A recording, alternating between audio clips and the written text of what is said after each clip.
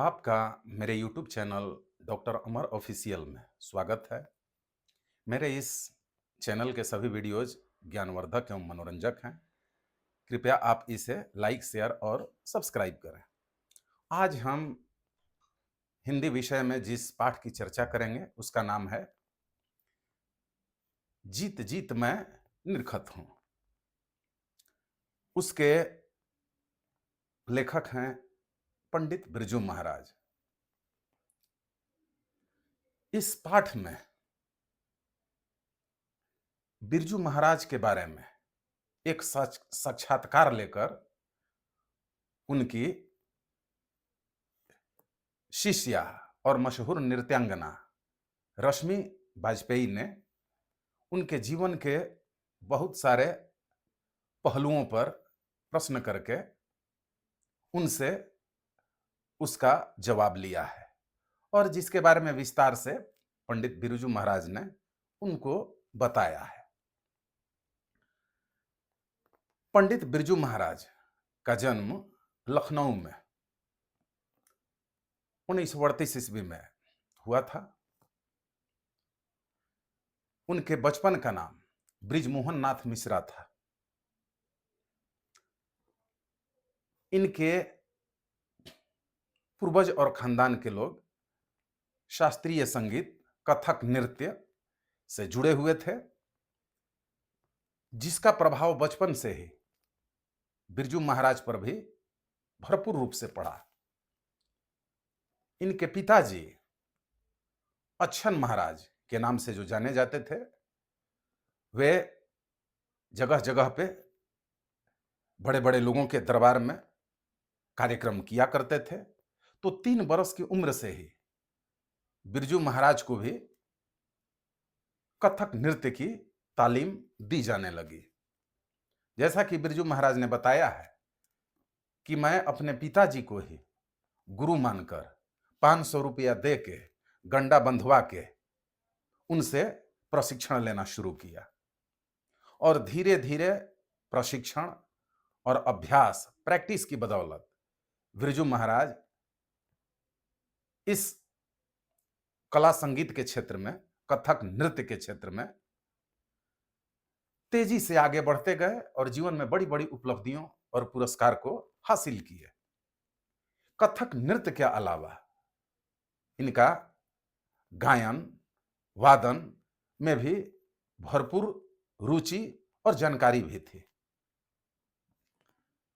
इन्होंने अपने जीवन के संघर्ष के बारे में बहुत विस्तार से बताया है कि 9 वर्ष की आयु में ही इनके पिताजी का देहांत हो गया और इनको जबरदस्त संघर्ष करना पड़ा, क्योंकि घर में पैसे के अभाव थे। इन्होंने अपने पिताजी की 10वीं और 13वीं यानी श्राद्ध कर्म करने के लिए कई जगह प्रोग्राम करके और पैसों का इंतजाम किया, तब जाके अपने पिताजी के 10वां और 13वीं का वो कार्य कर पाए। इसके लिए कई जगह पर इन्होंने अपने कथक नृत्य का कार्यक्रम प्रस्तुत किया और उसके बाद ये अपनी मां के साथ अपने कड़े संघर्ष को जारी रखे और अपने कड़े संघर्ष की बदौलत ये जीवन में सफलता का परचम लहराते गए। हालांकि इनके घर में इनके चाचा लोग भी शंभू महाराज, लच्छू महाराज अपने समय के नामी नर्तक और संगीतकार थे। इनके चाचा लच्छू महाराज तो पुरानी फिल्मों में जैसे महल, मुगल-ए-आजम, पाकीजा जैसी हिट फिल्मों में नृत्य निर्देशक का भी काम कर चुके थे। तो बिरजू महाराज ने भी अपने संघर्ष की बदौलत हमारे देश भारत में ही नहीं, दुनिया के विभिन्न देशों में बड़े-बड़े नृत्य के प्रोग्राम देकर दौलत और शोहरत दोनों अर्जित करते गए। हिंदी फिल्म उद्योग में इन्होंने सत्यजीत रे की शतरंज की खिलाड़ी फिल्म में नृत्य का निर्देशन दिया था। इसके साथ साथ इन्होंने फिल्म देवदास, बाजीराव मस्तानी, दिल तो पागल है, 1.5 इश्कियां जैसी कई फिल्मों में कुशल नृत्य का निर्देशन किया। तो इस प्रकार बिरजू महाराज अपनी लगन के बदौलत, मेहनत के बदौलत नई नई ऊंचाइयों को छूते गए और बड़े बड़े प्रतिष्ठित पुरस्कार हासिल करते गए। 84 वर्ष की उम्र में 2022 में इनका देहांत हुआ और देहांत के उपरांत देश के तत्कालीन राष्ट्रपति, उपराष्ट्रपति, प्रधानमंत्री, राजनीति के क्षेत्र के, कला के क्षेत्र के बड़ी बड़ी विभूतियों ने अपनी श्रद्धांजलि अर्पित की, शोक व्यक्त किया। तो ऐसी प्रतिभा, मेहनत और कला की प्रतिमूर्ति थे पंडित बिरजू महाराज।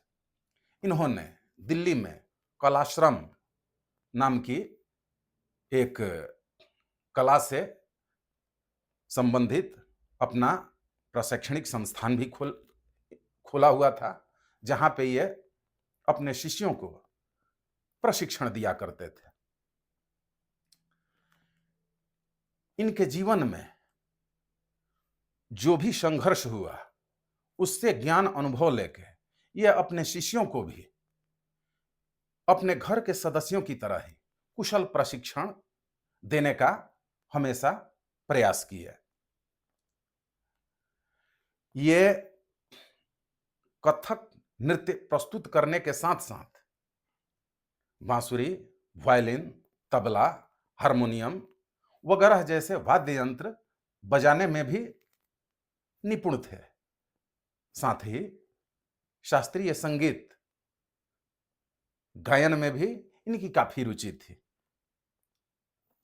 तो इस तरीके से इस पाठ में बिरजू महाराज ने रश्मि वाजपेयी को दिए गए साक्षात्कार में अपने जीवन के संघर्ष को और संघर्ष के पश्चात प्राप्त की गई उपलब्धियों को दर्शाया है, जिसे आज के छात्र छात्राओं को, कला प्रेमियों को, सबको उनसे सीख और प्रेरणा लेने की जरूरत है कि संघर्ष में धैर्य के साथ मेहनत जितना ही होगा,